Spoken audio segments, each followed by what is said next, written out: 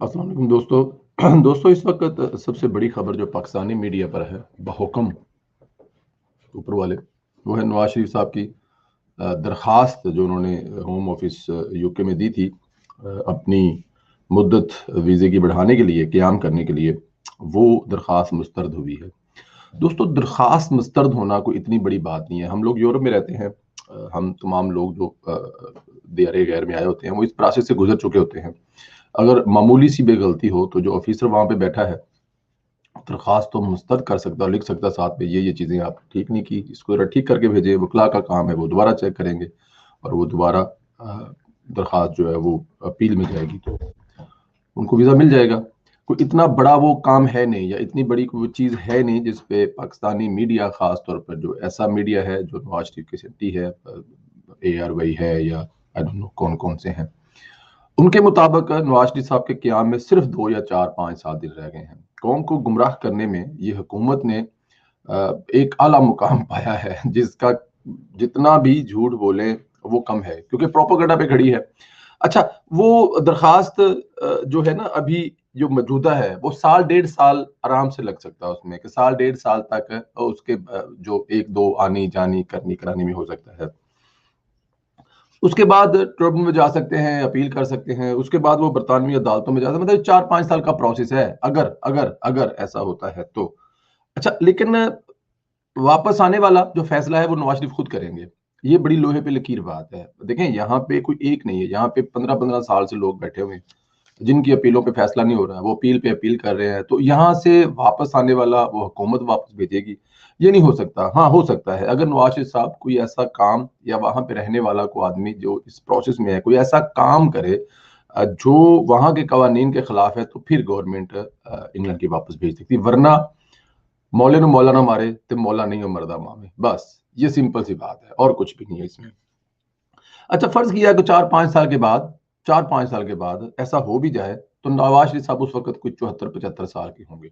अब नवाज शरीफ के जो बच्चे हैं वो वेल सेटल्ड हैं, वेल सेटल्ड, बेहतरीन काम कारोबार में। यहाँ पे यूके में जिनका कोई काम कारोबार नहीं है, वो भी अपने पेरेंट्स को, जिनकी उम्रें 60 साल से ज्यादा हों, अपने पास रख सकते हैं। कानून है, लॉ है। बल्कि यहाँ पे जो रह रहे हैं, यूरोप में जो रह रहे हैं, लॉ के मुताबिक वो जाके यूके में अपने पेरेंट्स को वहां पे बुला सकते हैं बगैर किसी मसले मसाइल के।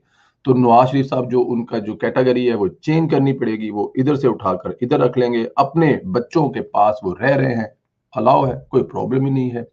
लेकिन क्योंकि इस हुकूमत को और कोई काम आता नहीं है, उन्होंने प्रोपोगंडा पे ये सारी जंग जीतनी है और प्रोपोगंडा ही करना है, और उनको कुछ करना नहीं आता, तो इसलिए उनको सारी ये चीजें करनी पड़ती हैं, और अपने बेवकूफ वोटर, बेवकूफ युवतियों को कुछ ना कुछ लॉलीपॉप दे के रखना होता है। दूर दूर तक ऐसा कोई निशान नहीं नजर आता, या दूर दूर तक ऐसी कोई चीज नहीं है कि नवाज शरीफ साहब वापस आ जाएंगे।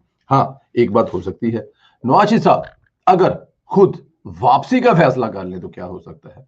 जिस दिन नवाज शरीफ साहब ने फैसले, आपने पिछले दिनों बहुत सारे कॉलम पढ़े होंगे, नदीम सेठी साहब का वो प्रोग्राम देखा होगा कि एस्टेब्लिशमेंट ने तो फुल तैयारी कर ली थी, मरीम नवाज साहबा और नवाज शरीफ साहब जो है वो लंदन में रहे और यहाँ पे कुछ बैकअप पे प्लान बन जाए। कुछ अपने भी शामिल थे उसमें, और कुछ डेफिनेट दुश्मन तो होते इस काम के लिए। लेकिन जब नवाज शरीफ साहब को ये बात पता लगी, लंदन में एस्टेब्लिशमेंट ये तैयारियां कर रही है कि वहां पे एक दूसरी गेम चला दी जाए और मरियम और नवाज शरीफ साहब वापस आए, तो मरियम और नवाज साहब ने 1 सेकंड में फैसला किया, मरती हुई बीवी को बिस्तरे मर्ग पर छोड़कर वापस आ गए। लेकिन जब उनको लगेगा ना कि यहाँ पे कोई ऐसी गेम हो रही है जिसके बगैर, नवाज शरीफ साहब के बगैर गुजारा नहीं है, तो फिर वो किसी दरखास्त का, किसी वीजे का वो नहीं होगा। फिर नवाज शरीफ साहब जो है वापसी कर लेंगे। लेकिन मैं सोचता हूँ डरना चाहिए इमरान खान साहब को और उसके लाने वालों को। जब नवाज शरीफ वापसी का फैसला कर लेगा तो होगा क्या।